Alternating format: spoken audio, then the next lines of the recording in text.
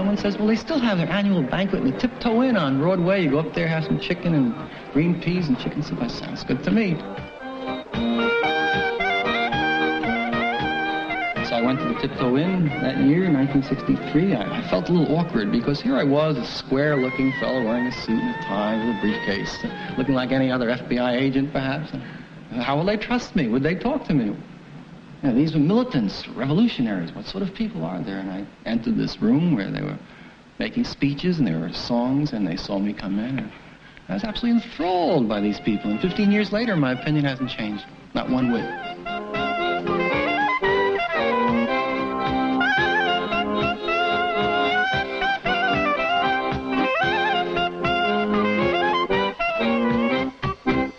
I'm a man of peace, and that's why I'm an anarchist. It may sound very, very contradictory, but this is the fact. Anarchism is a peace movement.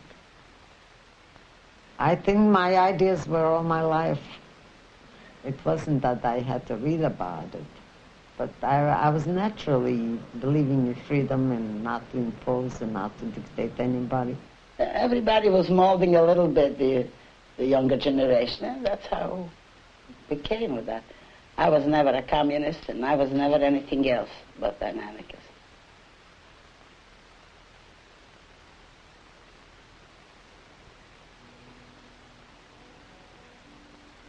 Oh, Alice Island, du Grenetz von Freiland, wie grausam, wie schrecklich du bist. Als solche Retziches, das kennen nur Riches, du plockst die Geplockte siehst. Mit Zorres gekommen, dem Jam durchgeschwommen, die Götten von Freiheit der Sinn. Und kommt Alice Island, Grenetz von Freiland, und sagt halt, man kann weiter nicht gehen.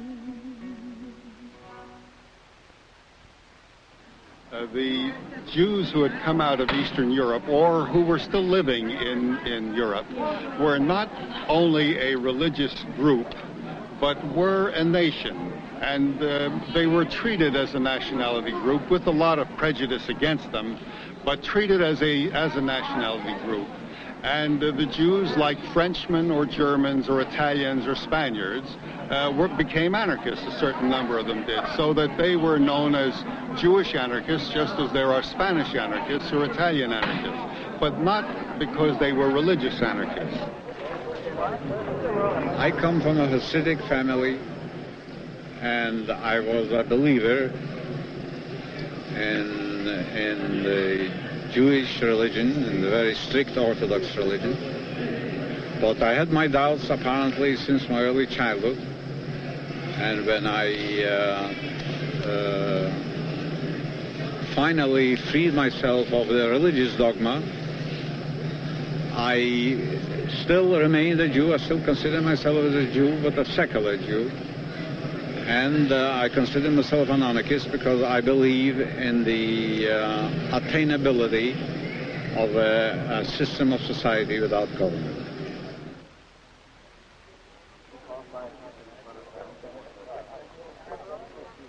Anarchism in the 1880s and 1890s was probably the largest radical movement among the Jewish immigrants.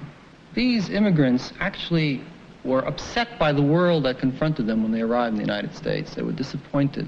For some, of course, it's the legendary streets paved with gold, which they failed to find. I don't think any of the anarchist working men were anticipating anything like that.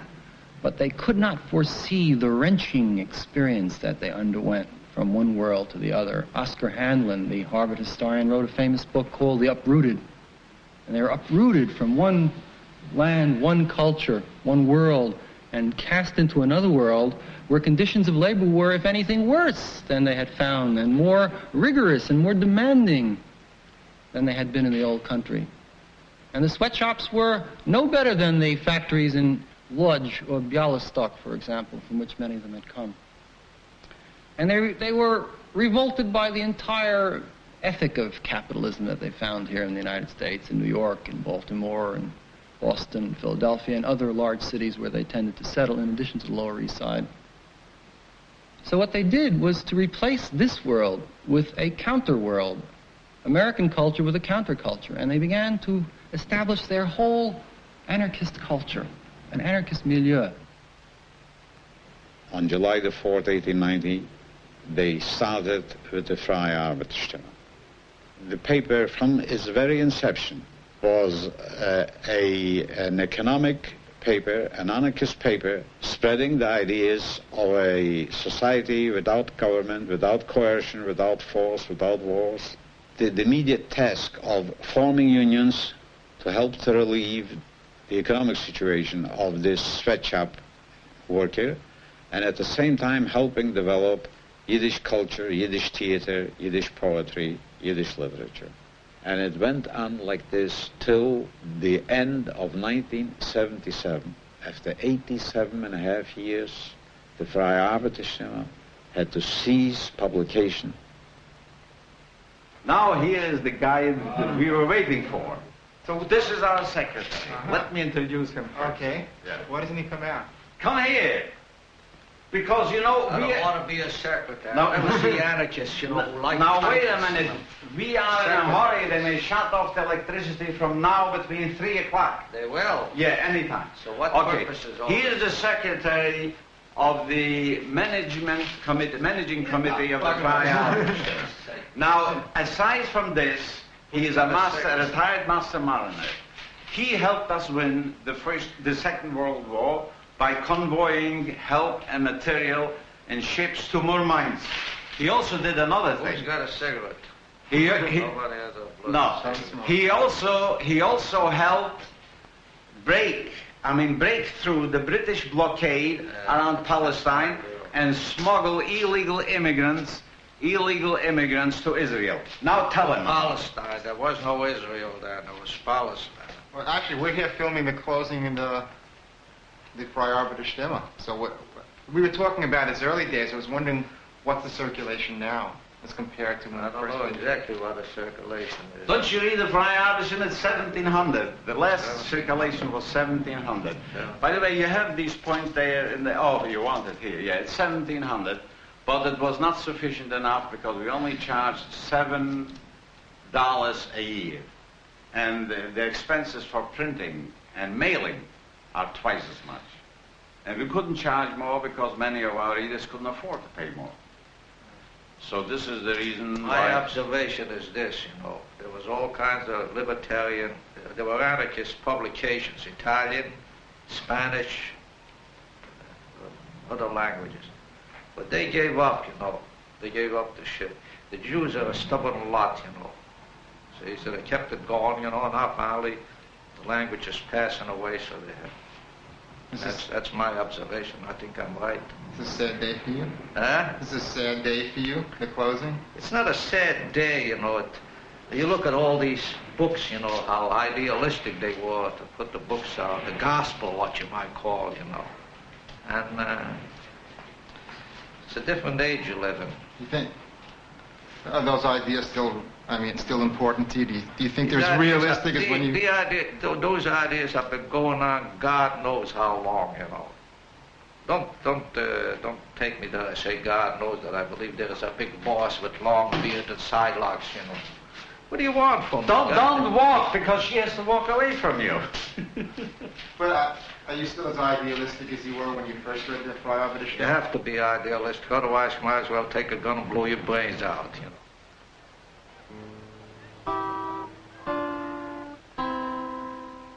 Nicht such mich, wo die Myrten grünen, du findest mich dort nicht, mein Schatz. Die Lebenswelten bei Maschinen, dort ist ein Ruheplatz. Dort ist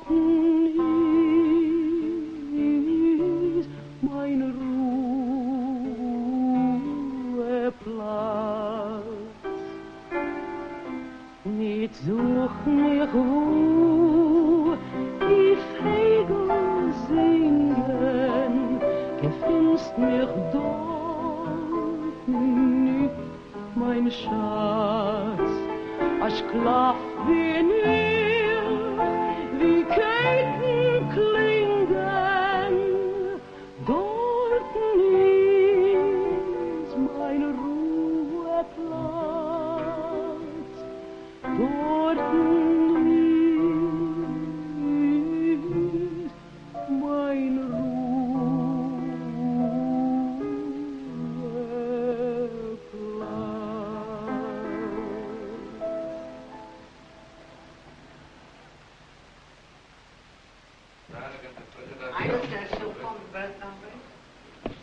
Wait a minute.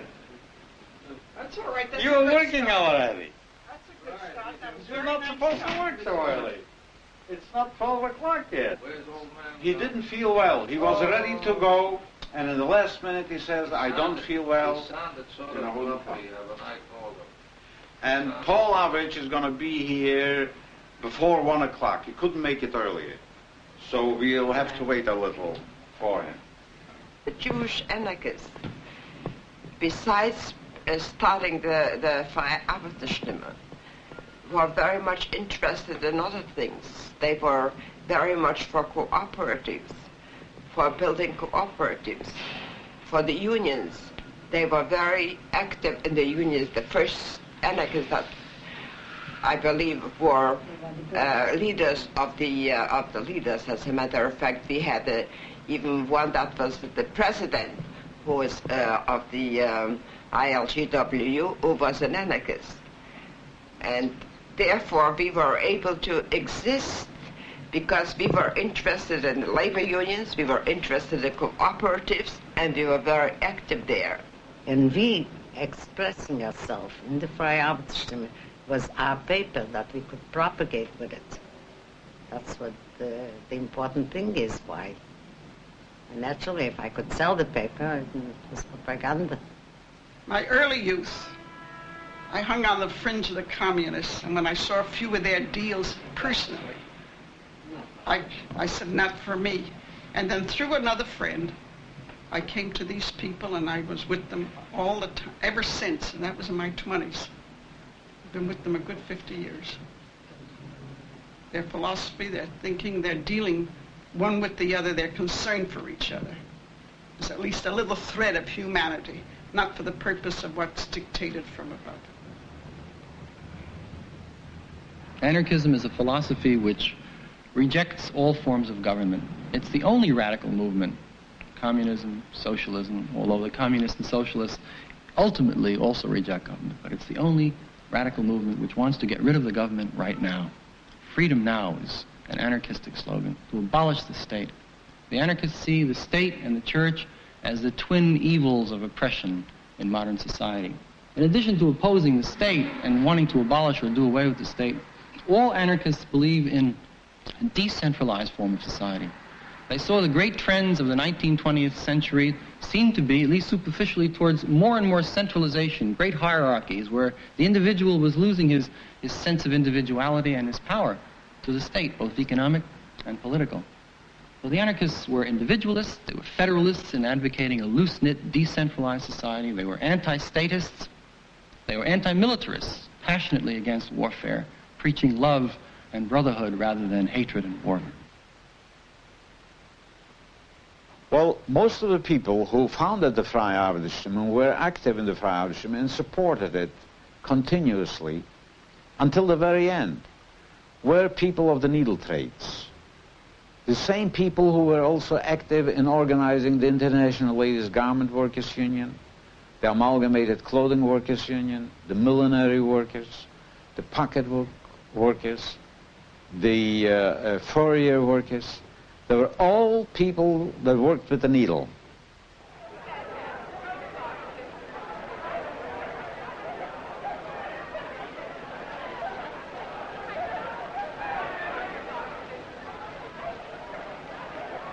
Wait a minute. Yes. Wait a minute. Wait a minute. That's a problem, Moment. That's all. Azoi. Moishe you gross. Bis mir gewonnen auf der größer Mensch bist du gewonnen. Azoi. A Juni Schab bist du, ha? A Juni Schab. No, nicht bei mir. Nicht bei Onkel Moses. Bei mir arbeiten nicht kein Unionleid, bei mir arbeiten Landleid. Und die alle, was arbeiten, nur nicht keine Arbeit, sondern Mischpuche. Ah, ja, Mischpuche. Wer hat der was in Amerika wer? Onkel Moses! Ja. Zwei kommt ihr mit Trouble, zwei kommt ihr... Zwei kommt ihr mit Trouble, zwei kommt ihr. Der Onkel macht Kassen in der Töchter macht. Besucht für Appendicitis Operations. Also, noch Appendicitis, im Fall Lingenentzündung, was soll doch ne? In der Lebenarbeit mit 40 Schwarzug, hat 1370 Malaria am Hoch, bei Onkel Moses. Achille wird er geholfen. Achille! In zweierlei Weise wird er nur gehen. Amul wird er machen, ihr Schlappen, was Kinder. Und dort wird die Tanz auf der Katzen ist. In dort wird vergessen Wein gemischt mit Eierblit. Sam, gib noch $5, was er war mit der Kind. Ich darf die Steuer gelten, darf die Steuer ja. Ich will auf euer Katzen nicht tanzen, Onkel Moses. Ich will nicht tanzen. Ihr werdet noch helfen mir, Onkel Moses. Ihr werdet noch helfen mir. Alle werdet noch helfen. The general struggle was to make a union shop and to make union hours. Now we worked, when I came up to the shop, we worked Saturdays and we worked the 9 hours a day. We worked very hard, you know. It wasn't as freedom as it is later on. But the anarchists didn't like their behavior, their action in the union. They wanted more freedom in the union. They wanted that should elect people from the shops. And naturally it was as usual. I don't know whether you're acquainted with unions, but there's a machine and they elect whomever is that they feel like. He happened to get in because we were very active and the workers voted for us. I think they made a constructive contribution to the union, especially in the beginning, where it was a question of a good deal of self-sacrifice. I think many of the radicals, you know, were, in those days were ready to sacrifice their time, their energy, their health for the activists in the union. To go out and picket at any time during the day or night was a duty and a responsibility that was readily accepted and carried out. There was no problem of getting people, when it came especially to the anarchists, the socialists, and the radicals, you know, to go. They showed an example to all the others. They were the first ones on the line.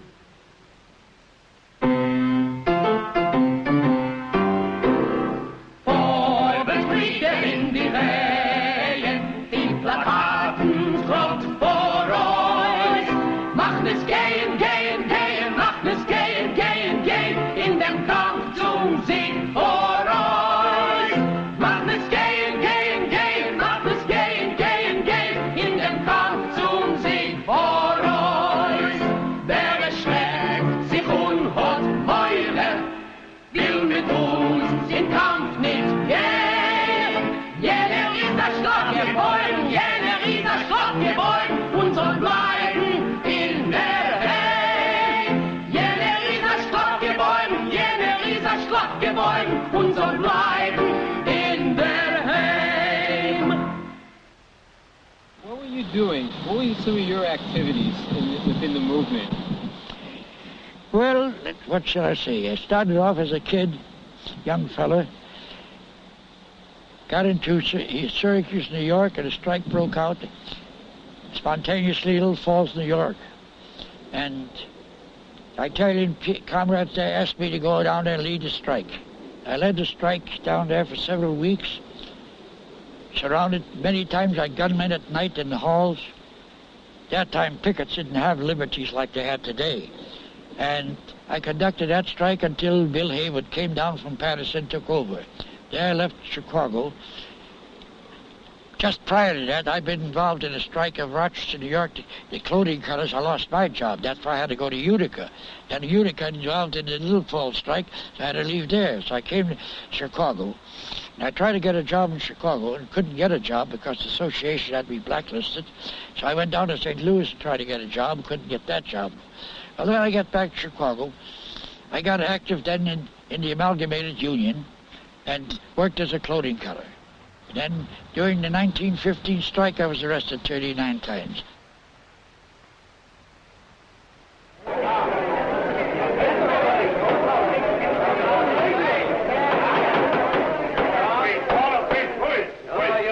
Je weet verschrijven moet er sogar. Soll man legen in alle papers, dass wir werden heute Sklaven.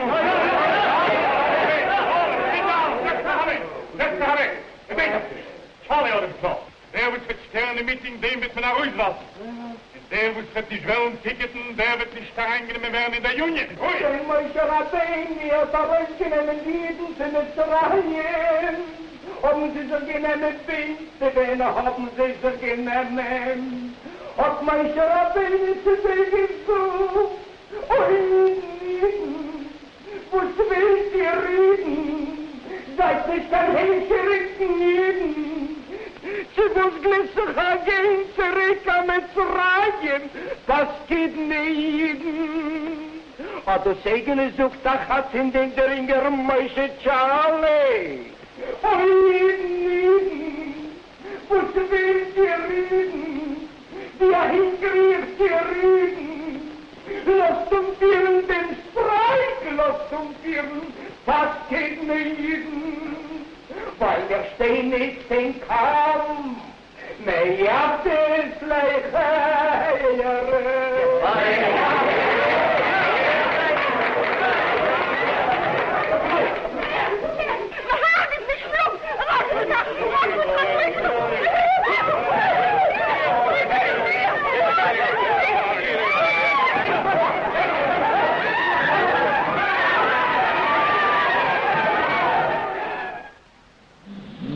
No, we had plenty of fights with scabs, but we had a nice way how to hit them with the knee. Myself and Rosmirsky, because, you know, the policeman watches you, and if you hit him with your hands, then he arrests you. So you shouldn't be arrested, so I used to with my knee. The policeman said once to the judge, you know, I was arrested, and it came to the trial. So the judge asked him, what did you do? He says, Your Honor, she hit me. So he gives a look, and I was standing in the pit. So he says, she hit you? She's so small. He says, Your Honor, she jumped up. It was true, I slept. So naturally, you know, those things happen very often, because when you go and take down a shop, you get in a fight. But you don't want the policeman to see you because he's arresting you. So you try to do it your way, the way you can. How many times are you arrested? Oh, plenty. But I used to go out from the, you know, the lawyer would bill me out, and I would go back to the picket line. I never seen, I always would go back because I did things, they'd arrest you because you start a fight with them. But the way I fought them, they couldn't see it. So they arrested me because I was in the crowd. So, but they didn't see me actually doing it. So you were an agitator. Well, we all tried to do our best.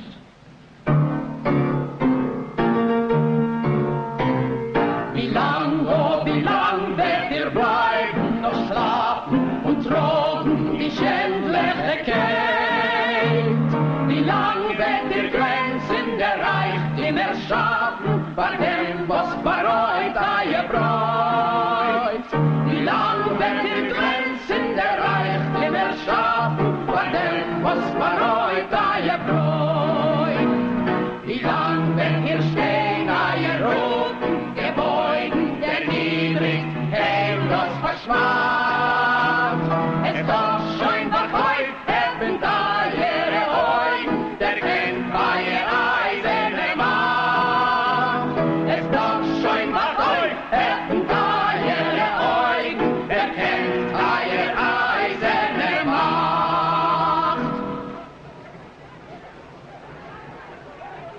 It was teeming at that side, at that time. There were all kinds of activities.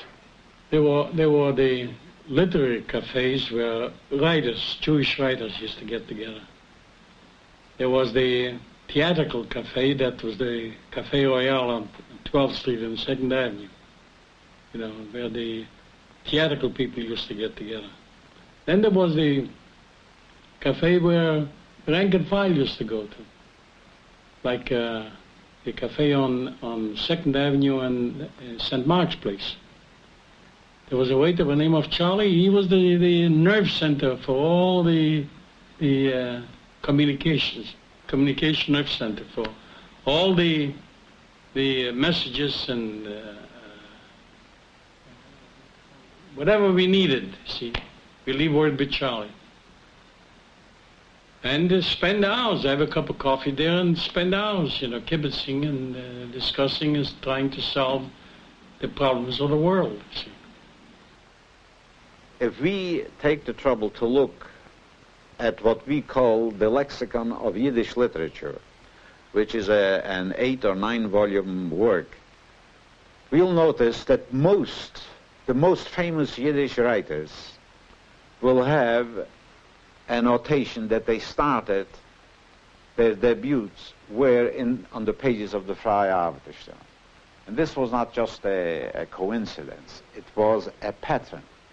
It happened. Every budding writer, poet, dramatist, short storyteller knew that if he shows any signs of talent, it will be recognized by the then editor Saul Janowski, who had an uncanny feeling to recognize who has in him something and who is just a dilettante. And he would have in each issue of the Freie Arbeiterstimme a special column where he would answer, and he would tell the guys, you better go back to shoemaking, or you become a street, your talent shows that you're going to be a good street cleaner, something like this. But on the other hand, if he discovers something, he printed it, and he encouraged the fellow. Geh sich, stiller Drimmel, bist kein Heilung für mein Schmerz, bist kein End für auf das Rufen, auf das Suchen von mein Herz. In der Schönheit such ich Sturm, in dem Sturm such ich Ruhe, auf dem Busen von dem Sturm mach ich meine Augen zu. Giving out leaflets, that's all we knew. There was a man by the name Marcus. I don't know if you heard of him. He was the craziest vegetarian. He only lived on nuts and raisins. That's it. And he was wearing rubber shoes. And he was the craziest anarchist we ever had. He was the one that used to write. But the whole work was, for us, was giving out literature. We were going to lecture. There was an awful lot of doings at that time. Labor Temple, 40th Street was a very busy place. And Goldman used to lecture there. Beukman used to be there. Whoever was in Durant, William Durant used to lecture there. Everybody used to lecture there. There was a beautiful place. We used Friday night. Out we got to the lecture. It was never a Friday night that we didn't go to hear a lecture. Saturday night we had a dance. But that was when we were in your age. At this point, we don't need a dance. I mean, life wasn't all dull for these anarchists. It wasn't all the sweatshop, although many hours of their day were spent working. They had their evenings. The amazing thing is they had enough energy in the evening to attend lectures. And for the one day that they were free from their jobs, they would go on an anarchist picnic, or they would go to an anarchist dance. The sorts of dance they had were the Bäuerenbau. Bäuerenbau means the peasant dance, where they would all dress up as peasants and apples would hang from the ceiling and they'd try to bite into them, and they would hold raffles to raise money for the cause. The Arrestantenbäller, the Bäuerenbäller, these are the arrested balls, the peasant balls, which were held to raise funds for the prisoners under the Tsar. And they sent large sums of money. These working people who would have to save pennies to contribute to the movement and to subscribe to their newspapers would send substantial sums of money to Tsarist Russia through the Anarchist Red Cross. They founded an Anarchist Red Cross in the years before the First World War. So I say it was a whole world. In the 1960s and 1970s, we heard a great deal about the libertarian counterculture, which was counterposed to the American culture of statism, of militarism. Well, this had already evolved in the 1880s, 90s, and in the decades before the First World War. I'd like to welcome all of you to the 7th annual reunion of the Friends of the Ferrer Modern School. We've got a pretty good program set up for this afternoon. This is a reunion of the Ferrer School. It's our 7th one, and about 100 to 200 of us come together every year, and there are very warm refreshments of our memories and of our friendships as we gather this way. No one has lost any interest in coming each year. What was the Ferrer School? Was it an anarchist experiment or an educational experience? The Ferrer School was an anarchist experimental school, inspired by the work that Francisco Ferrer had been doing in Spain until he was martyred. And anarchists in America and in many countries organized such free schools where the children went to school and did not have to do anything that was set out by a teacher, but did the things they wanted to do. The school as it was run, and it was run differently, often at different times throughout the years that it was in existence, but the period that I remember, there was a great attempt to keep apart politics and religion and everything else from the school. The school was run by the kids, more or less, with the adults. It was they had a common meeting, and we ran the school. You didn't have the kind of generation gap which we've seen in recent years, because there was nobody you were fighting against, in effect. The teachers were there, and they usually were called by their first name, and they were one of us all. You weren't forced to go to classes. You weren't forced to have marks or anything else. You could decide what you wanted to do, so that there was no, the authority came from not only yourself, but the whole student and school community. The idea was that if children were removed from a regimented and demanding society which deformed them and put into a free ambiance, they would develop naturally, and they would naturally learn as long as there was any opportunity to learn. Of course, living was learning, and learning was something that children naturally did.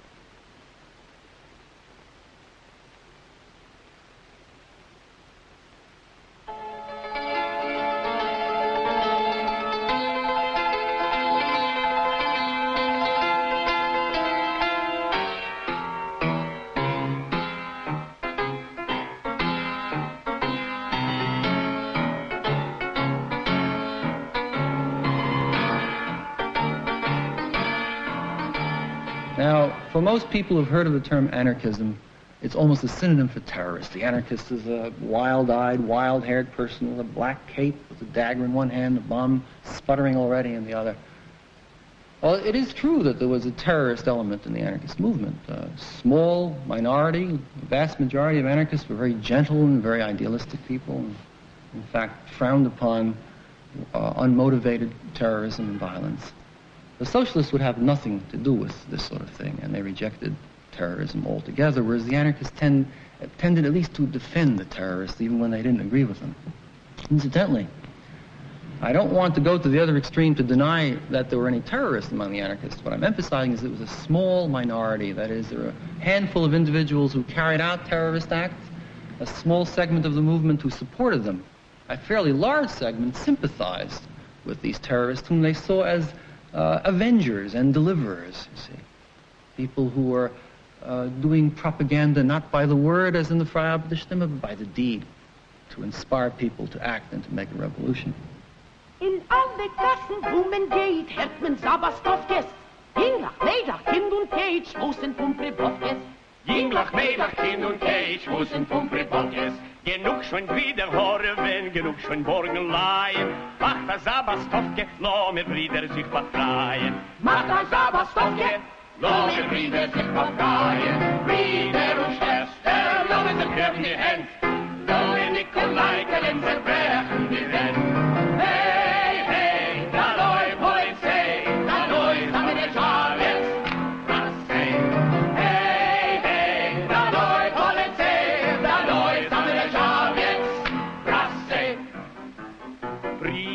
Schwester, lass mir gehen zusammen. Lass mir Nikolai kennen, begraben mit der Manne. Hey, hey, da neue Polizei, da neue Sache der Schaf jetzt. Brasse!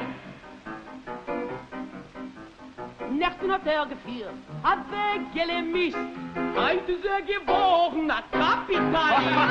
Hey, hey, da neue Polizei, da neue Sache der Schaf jetzt. Brasse! In 1919, when the Communist Party started in the United States, it was a terrible blow to the Yiddish anarchists and to the readers of the Freie Arbeiterstimme. What happened is this: just as in Soviet Russia, the communists used anarchist slogans. When, for instance, Lenin promulgated the slogan of the factory to the workers, the land to the peasants, all power to the Soviets, this is pure and simple anarchism. Remember, he never mentioned in all these three slogans not the state, not the dictatorship of the proletariat.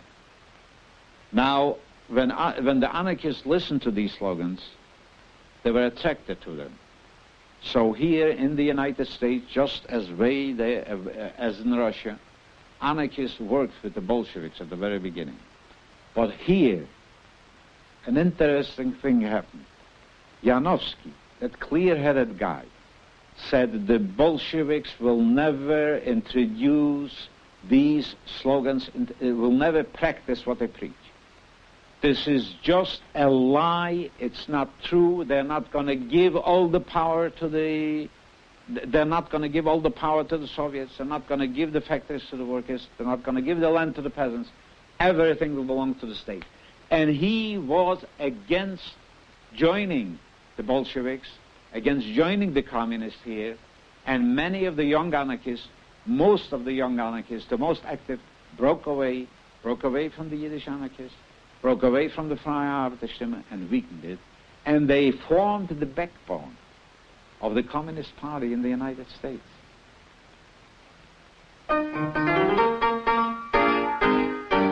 Ich bring euch a Gries für die Trenches. Ich bring euch a Gries für die Boys. Wir kämpfen mit Mut, mit Courage, mit Blut. Und wenn die Deutschen lachen, sie sich heus. Ich bring euch a Gries für die Samis. Das ist der Gries, du sollten sei. Weil wir seine Scheunerinnen müssen wir die Schlacht gewinnen. Wie der Gries von Onkel Sam's Armee. Ich bring euch a Gries für die Trenches. Ich bring euch a Gries für die Boys. Sie kämpfen mit Mut, mit Courage, mit Blut. Und wenn die Deutschen lachen, sie sich heus. Ich bring euch a Gries für die Samis. Das ist der Gries, du sollten sei. Und wenn seine Scheunerinnen müssen wir die Schlacht gewinnen, ist der Gries von Onkel Sam's Armee. With the war, a tremendous hysteria seized the country.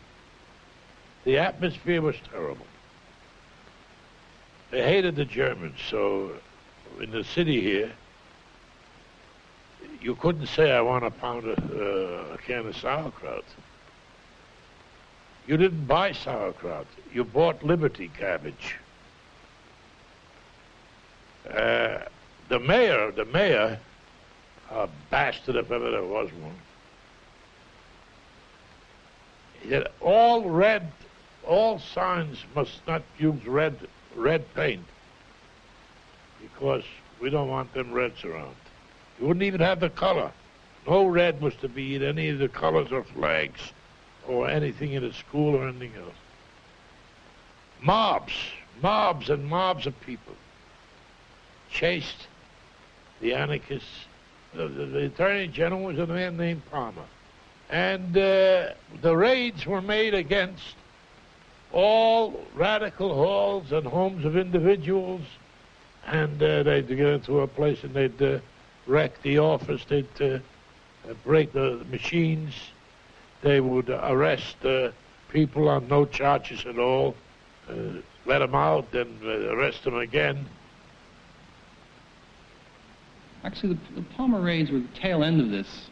It all begins during the war itself, where the anarchists were, for the most part, what they called internationalists. They refused to take sides in the war. They were against war. They considered it to be a capitalist struggle where the working man was used as cannon fodder for the purposes of imperialism and the spread of their own local interests, business interests. And the anarchists, of course, refused to fight. Many of them were pacifists by conviction. Others would not take up arms for any government. Not only did they refuse to fight, they agitated against conscription when conscription was introduced in this country. America entered the war in April of 1917. Alexander Berkman and Emma Goldman and many of the people associated with the Freiheitliche Stimme conducted rallies and made speeches trying to discourage people from registering for the draft. And eventually they were prosecuted. There were several laws that passed during the First World War. Espionage Act was one of them, for example, under which many anarchists and wobblies and militant socialists were tried and eventually convicted, sent to prison, and then ultimately deported. In one boatload alone on the Buford in December of 1919, the cargo contained 250 anarchists who were being shipped back to Russia, including Emma Goldman and Alexander Berkman. Well, let's be honest about it. Most of our friends got underground. In other words, the thing became so that everybody was being arrested, and people, if they could possibly lay low, they laid low. No question about it. Laid low. Everybody, in fact, I was arrested during the war at the picnic of the Workers' Institute. That time I made an anti-war speech. I was arrested and thrown into jail. I was in jail from Sunday until Thursday. I was taken for the commissioner Thursday, and the commissioner happened to be a man named Schlotfield, a German, who I think his sympathies may have been a little bit the other way. I was taken to the commissioner. He said to me, "That was a picnic? You were drinking? You had a lot of liquor in you?" So I said, "I was drunk." He said, "You wouldn't say it if you're sober, would you?" Discharged. Otherwise, I'd been in jail for years. When the raids were over, they began to look for individuals. And apparently they had my name on the list. But I understood that they were coming to look for people there, that they're not just going to let me go for nothing. So I didn't go home. But they went to my house, and they came into the room. I had a room with people there. And they came in, the people let them in, so they looked over the literature, and they saw my books were all on anarchism. And they were looking for something to get to recognize me. But after they didn't find anything there. They looked at the wall, they saw a painting hanging. So they asked the people whose painting it is, so they said, "That's mine." And they took all that painting and they hung it up in the police station. And 20 years later, I came in with Nelson. We were arrested and brought into that precinct. And Nelson says to me, "Give a kick." And I looked up and there was my painting hanging. 20 years after that.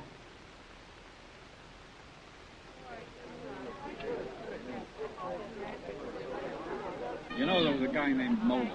Oh. Well, he had a brother. And that brother's name was the name that I'm carrying. Aaron? That's right. Yeah, I had it in Yiddish, you see. That's the way it's spelled in Hebrew. Selma and I did not marry until a few years ago. Why didn't you marry? I guess because we are anarchists, and we didn't regard a marriage by either by a clerical group or by the state as necessary for our marriage, for our living together. However, as we reached the age of retirement and Social Security, I had heard the stories of other anarchists, of the great difficulties they had to establish their right to Social Security when they were not married. And I thought it would be better to avoid this difficulty and get legally married. I went there with my daughter and her children, and my grandchildren were the witnesses to the marriage that we had. Lynn and Gerald were about 3 or 4 years younger, or 5 years younger, and they were our witnesses. Do you remember the marriage we had? Yeah. One of the most important reasons for the decline of the Jewish anarchist movement and of the whole old immigrant movement, which saw its height from 1880 to 1920, was that they were dying out.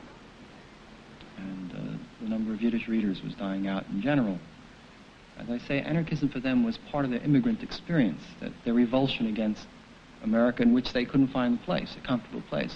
They couldn't speak the language. They were being forced to work for small wages in sweatshops, long hours, and so on, so that they rebelled and reacted against this and became radicals and joined the anarchist movement.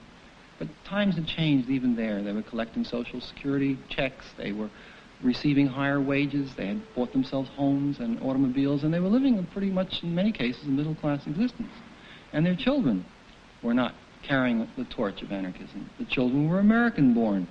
They faced none of the problems that the immigrants faced in terms of culture, alienation, language, exploitation, oppression. They lived rather comfortably. They spoke English. They were native-born. They went to school here. In many cases, they became professionals. They went to law school and medical school. They were assimilated very rapidly. It was very difficult for the old generation to be assimilated. So now you've been an anarchist all these years, and what about your children or your grandchildren? Are any of them anarchists? No, you see, they don't now. For instance, my son, he believes in every tier of the anarchists, but he says he wouldn't belong to any group or any, there is none where he lives. And so they pass their life away without being active. He would come, he used to come to the fire, if he do something, he would help out, but none of them. Do you feel that they're really missing something important? Personally, yes, I would like them to. But you see, anarchist movement is not a movement that you have a say, or like the communists, you impose things of your ideas. We don't. We can talk to them, agitated, but we don't impose. So you do as you please. And the same thing was with the kids. They know that I'm an anarchist, and they really respect me and everything. And they'll go with me when I'll ask them, or they'll give me money when I need for the movement. But they themselves, he says, I don't want to call myself an anarchist because I'm not doing anything. Well, my grandfather was Joseph Cohen. He was an anarchist leader, and as much as anarchists can have a leader. And he was, about 50 years ago, he was the editor of the Freie Arbeiterstimme for several years. And I guess he's the person in our family, in my family's history, that I know the most about. Everyone in the family has always been very proud of him and what he did. And so my father's always been taking great pains to explain to me what an anarchist was from the time when I was a very little boy. Your grandfather was an anarchist. He was a philosophical anarchist. He believed that people should live together in peace, and he didn't throw bombs. And that's always irritated my father tremendously, that people thought that all anarchists were bomb throwers and never bothered to learn what the ideas of Kropotkin or any of the other anarchists were.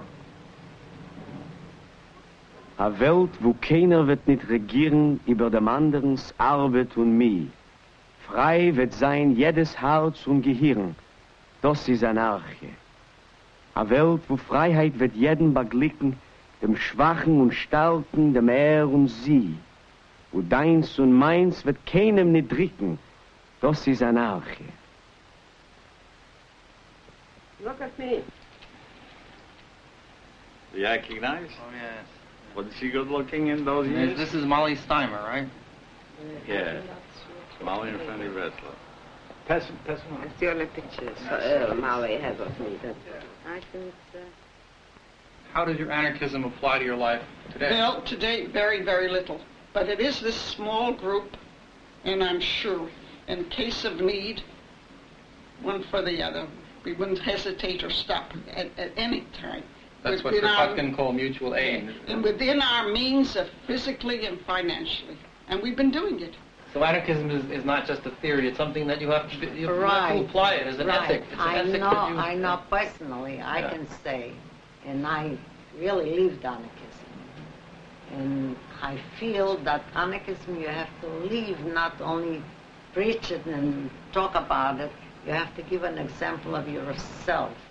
You know, when two Jews get together, there's always a third question, three questions. And the same with the anarchists. Law and order among ourselves could be better organized. But the worth, sentiments of each other, you don't get. At least I didn't get it in all my years anywhere else. Henrik Ibsen, in 1870, writing a letter to Georg Brandes, said, "Tie yourself to a star and sail with it." Every person must have a star, an ideal to which he clings. The ideal may not be realized today or tomorrow, but you must have an ideal which will carry you forward in life, will inspire you to do deeds and acts. We are living in a society, we have made economic progress, we may have made here some slight progress, but ultimately we are living in a society with our slaves, poverty, misunderstanding, social injustice, all the wrongs of society. And there are people foolish like myself and many others, call ourselves anarchists, who feel that this injustice can be done away with, that people can be educated. We must in our soul believe that justice must prevail. We must have that concept that we are going to carry on little by little. You see, the trouble is when you get people into a movement and they see the revolution over tomorrow, and it doesn't come tomorrow, they become disillusioned. They were never revolutionaries. They never had a concept of true understanding. If the understanding, no matter what happens, you will carry on that ideal. You feel that justice must prevail. The concept of justice, moral certainty, that right is right. It is the doctrine that no matter what you call it, anarchist syndicalist, anarchist individualist, anarchist communist, whatever label you put to it, what is the ultimate goal of all these scattered ideas? Whether it's the idea of Proudhon, whether it's Kropotkin, whether it's Malatesta or anyone else. Each one had little variations. But the ultimate ideal, the ultimate concept of all of these people was ultimate human justice for everybody. And that is the ideal that anarchism stands for.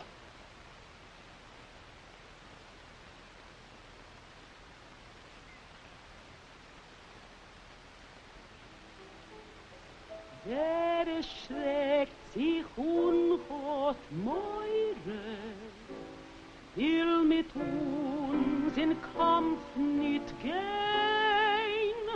Jener ist ein Schlafgebäuer, jener ist ein Schlafgebäuer und soll bleiben in der Heim. Jener ist ein Schlafgebäuer, jener ist ein Schlafgebäuer und soll bleiben in der Heim.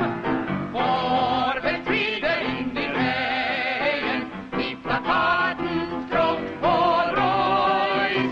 Machen es gehen, gehen, gehen, machen es gehen, gehen, gehen, in den Gang zu ziehen.